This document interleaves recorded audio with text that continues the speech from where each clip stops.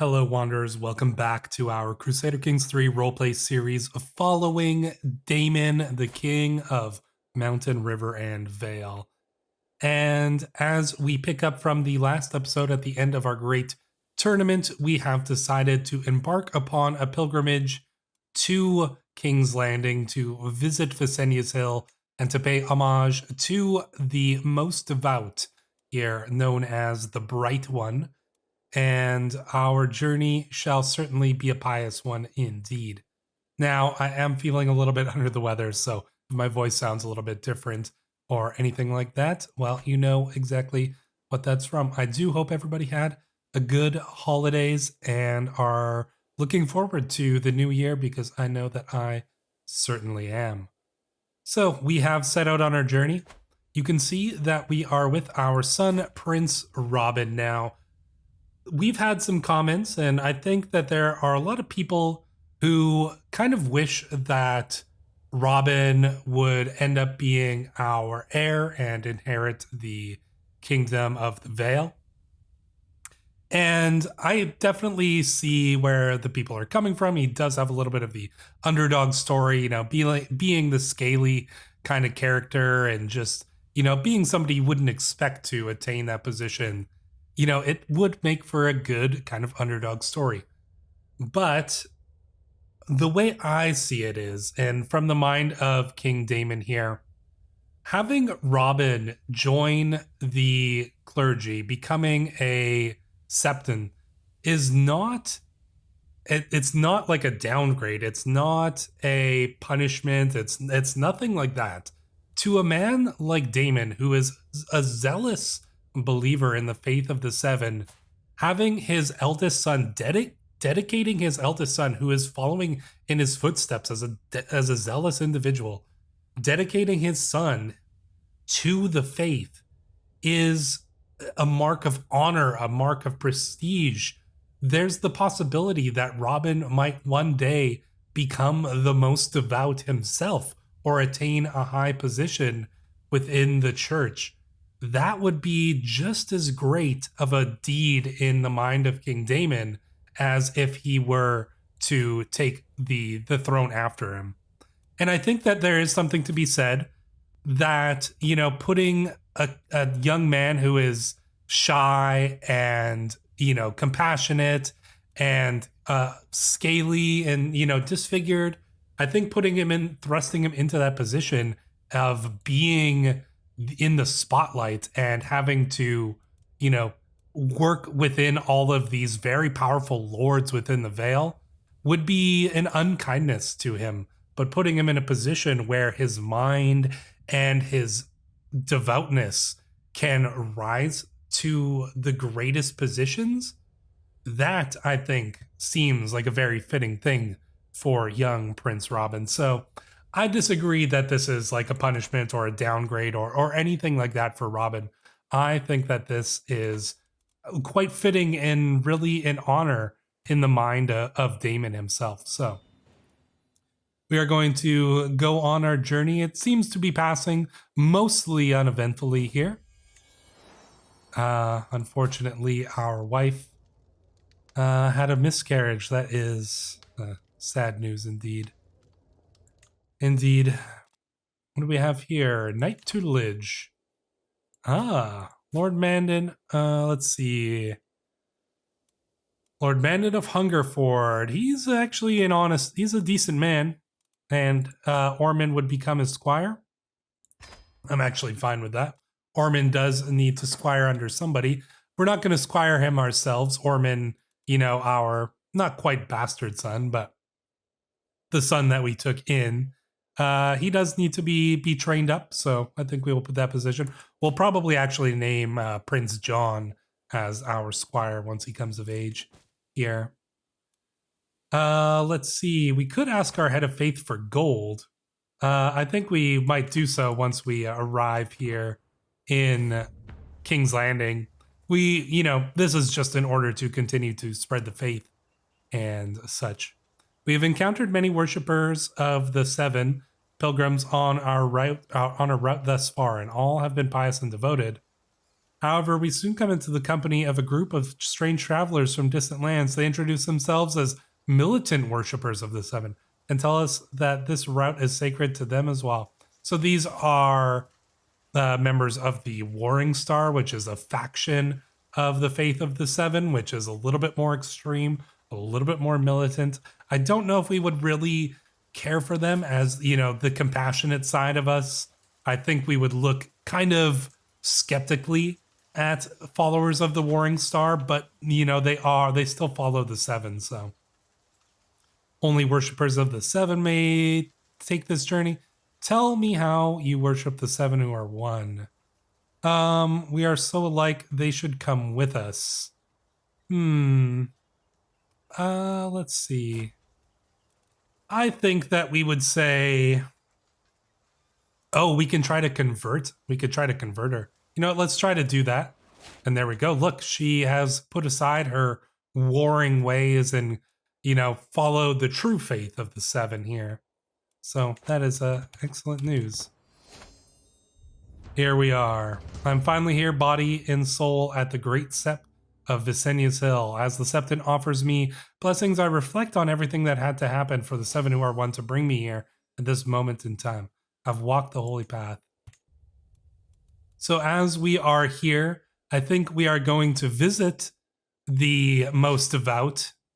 And this is where we are going to bring Prince Robin.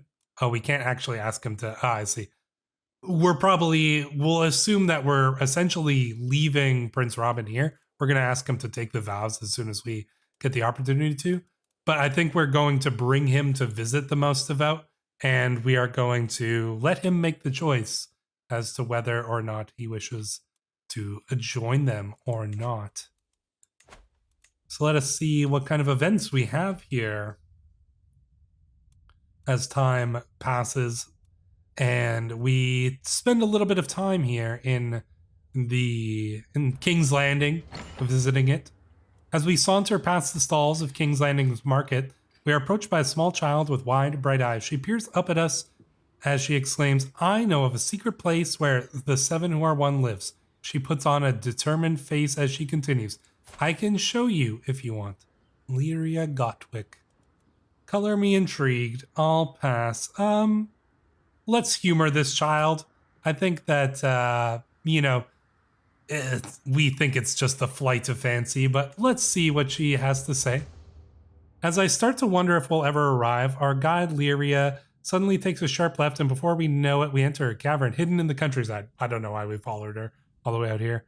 A faint glow that steadily grows stronger starts reflecting over our gear as we stumble into a large grotto covered in hundreds of crystals.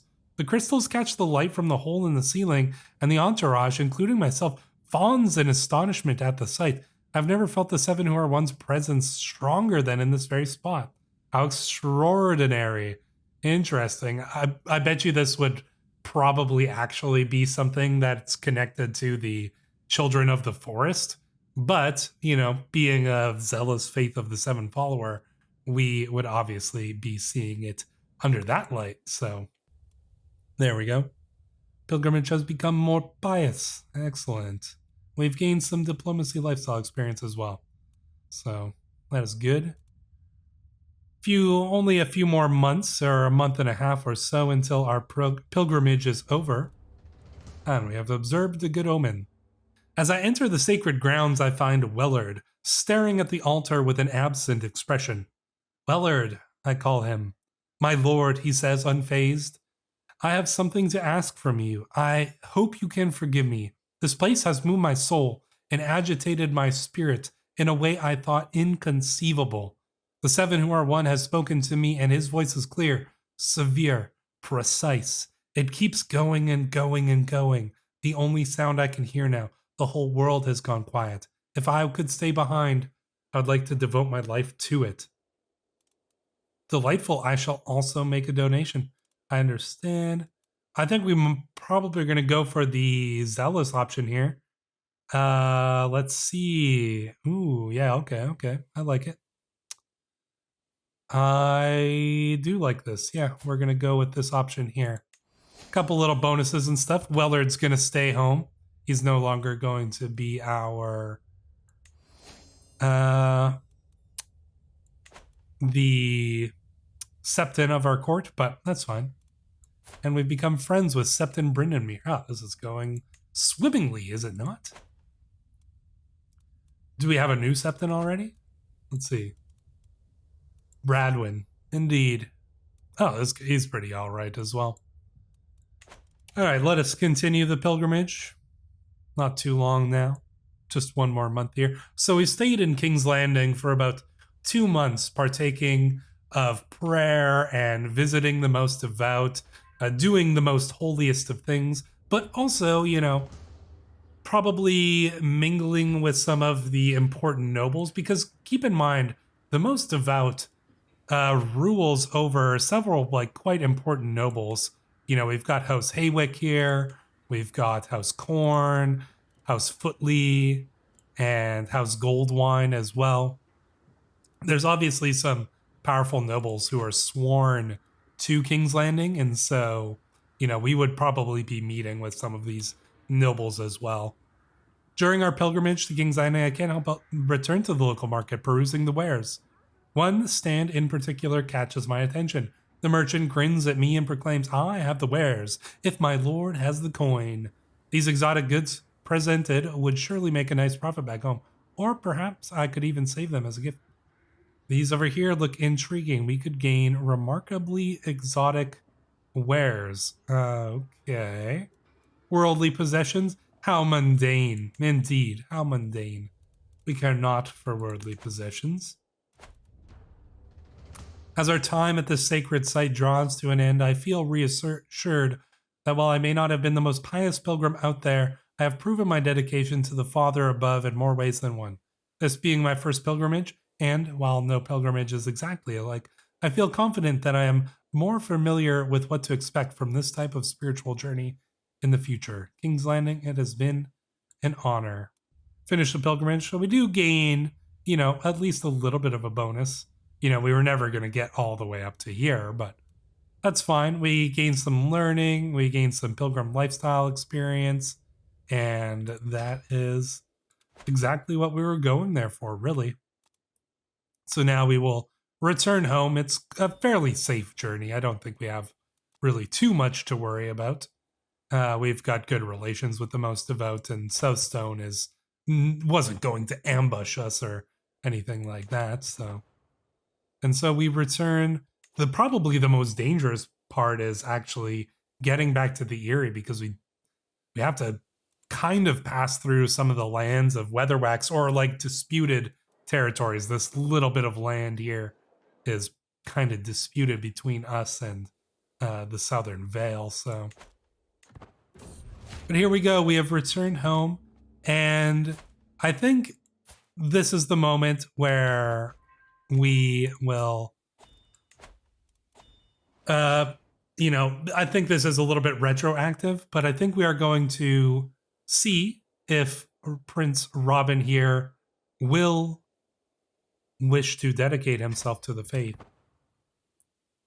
And so he shall take a moment to ponder, and indeed he says, I will answer the call to serve a higher power, and I thank you for setting me on this path of righteousness. Signed, Robin.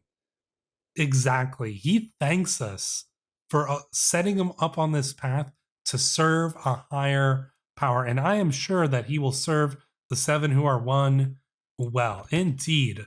And look at that. Now he is going to... I mean, I wonder what court or where he's going to end up. Is he just going to stay in our court and train under Bradwell? That might actually be the case, and I think I'd be quite fine with that. I'm going to remove myself as his guardian. See, we can't. All right, so we're no longer in charge of him.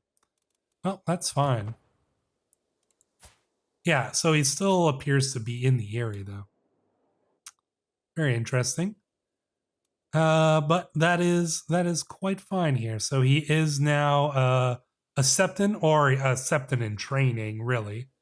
And he will, I suspect, do very well at that job.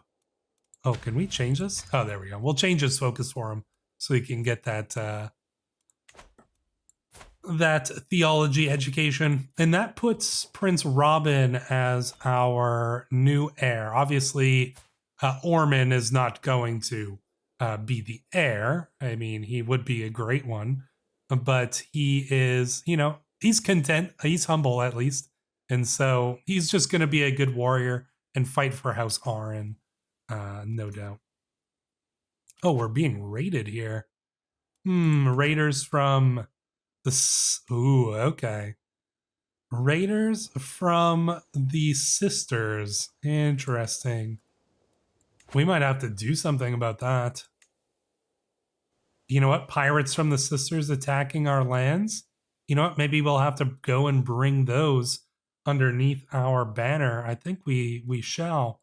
First, let's raise up our troops so that we can deal with them. And then we will... And then we all plan what we will do from there. So let's raise up our troops. I think we'll be able to deal with them in time here. Yeah, they're not going to get their raid done. Our troops are ready. We send in the levied forces here and we march them into attack. And we deal with that army, those raiders, swiftly and surely. And so there we go. Nothing left of them.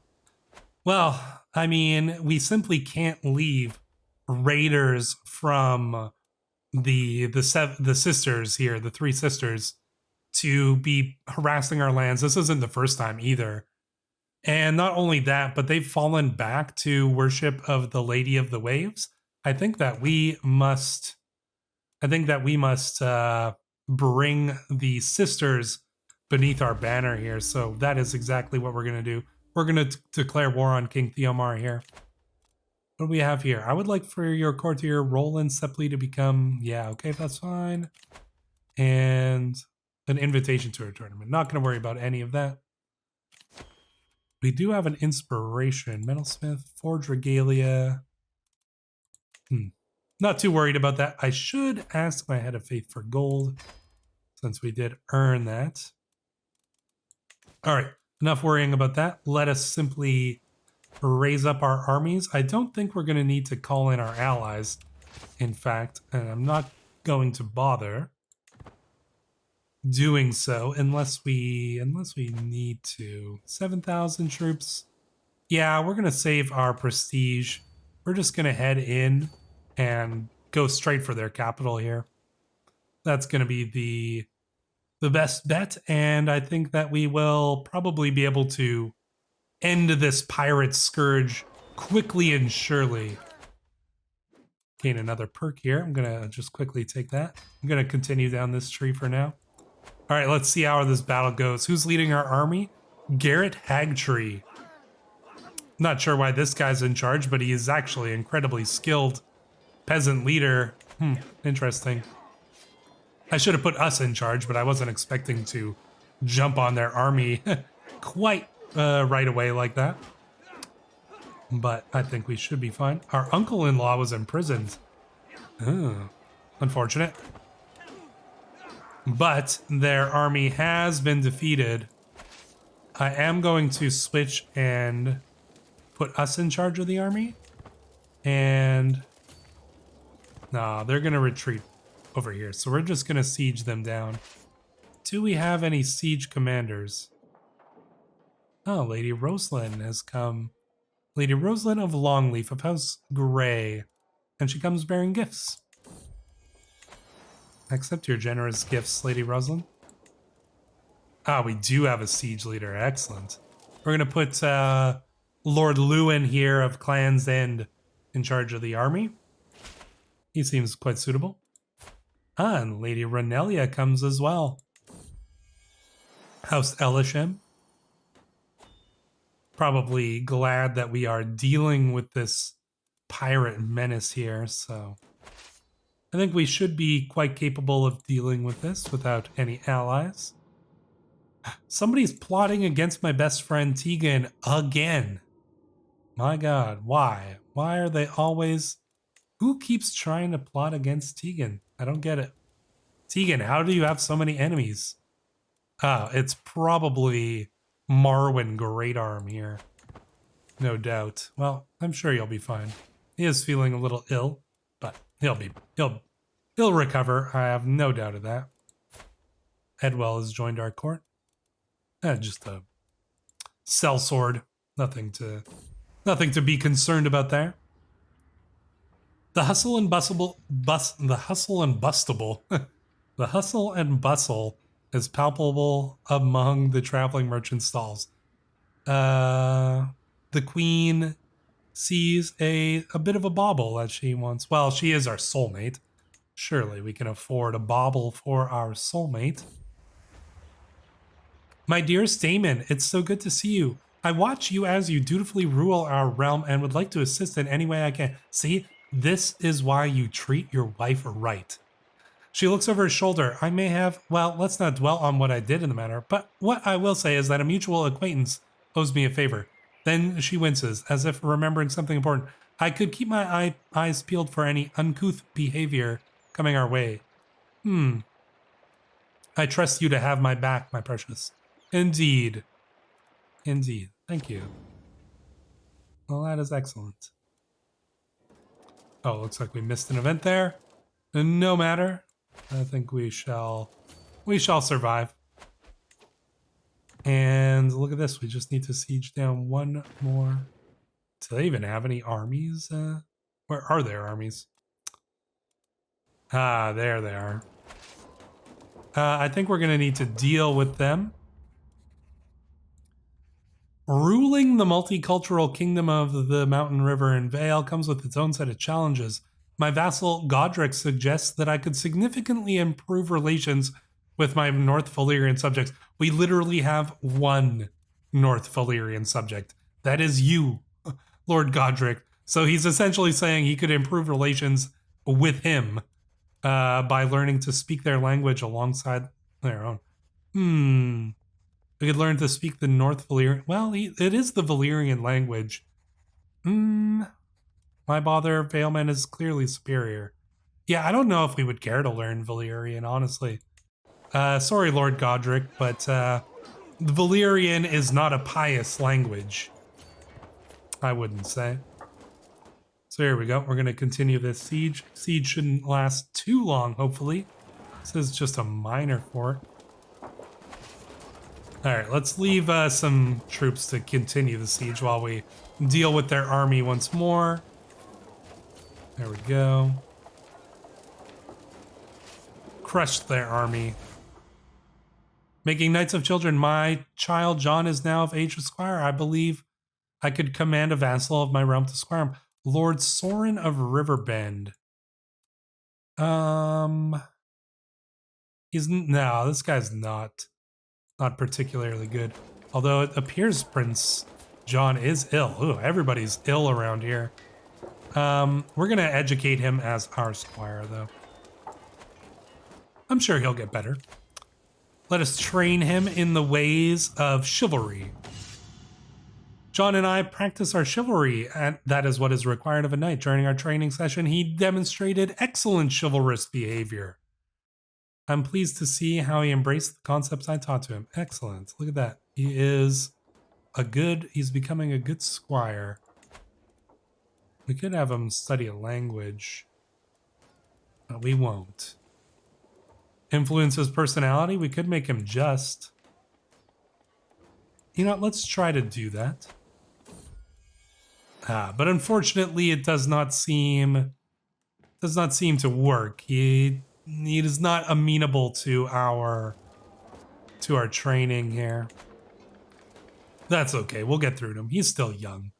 You know, we can give him a little time to be young.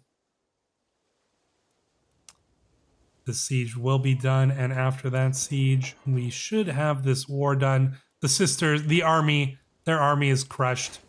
They have nothing left. We'll burn their ships, and there will be no more piracy coming from the Three Sisters. There we go. Look at that. Battle is done. Enforce demands. Can we demand a hostage? We shall. My son John has been asking me for a wooden warrior for a long time, and I told him I would get him one in 3 months if he displayed more focus in his studies. He responded that he was fine with his current dedication to his studies, reward or no reward. He could be content, fickle, trusting. Content. Content is actually fine. He might not be as expansionist of a ruler that way, but that's actually quite fine. It's a pious, kind of thing to be. So I'm actually okay with it. Let's demand.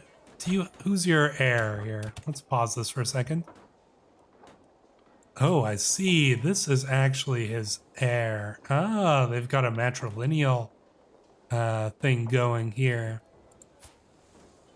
Well, I think we're going to demand his son, Lord Ellis, if we can. Yeah, there we go. Can we enforce the demands? Oh, I see. We can't. So, never mind then. Let us remove. There we go. So we just enforce our demands. There we go. Oh, they retain. He's still a Lord Paramount. Interesting. Well, we are going to need to demand that he convert. Can we do so? Well, we can't get his daughter to. All right. Well, we're gonna have to offer guardianship for his son. Let's put his son under Tegan's care. And we need him to convert. Ooh, but he won't accept. Okay. We're going to need to think about what we're going to do with the Lord Paramount Theomar here. It's cool that he's still the Lord Paramount. I like that we still have Lord Paramounts. I don't like that he's Lady of the Waves, but we're going to have to figure out some way to deal with that. And I welcome your suggestions in the comments. One thing to consider, and I was looking into this. So some people have been suggesting that it is impossible to vassalize a king, but I don't think that's true. I read on some Reddit comments that some people have done it before, and that was even before the level 5 diplomacy trait, which gives you an extra bonus to vassalization. So if we can somehow get to level 5 diplomacy trait, if we can get our dread up to, we'd probably need to max it out somehow, which would be difficult considering that we are compassionate. But if we could do that and build up our army, it is possible that we could vassalize some of these kings. And I think that there's even a way to get that minus 200 to minus 100, but I'm not actually 100% sure. So we will need to continue to look into that, but we will look into that in the next episode. So until then, Wanderers, thank you for watching.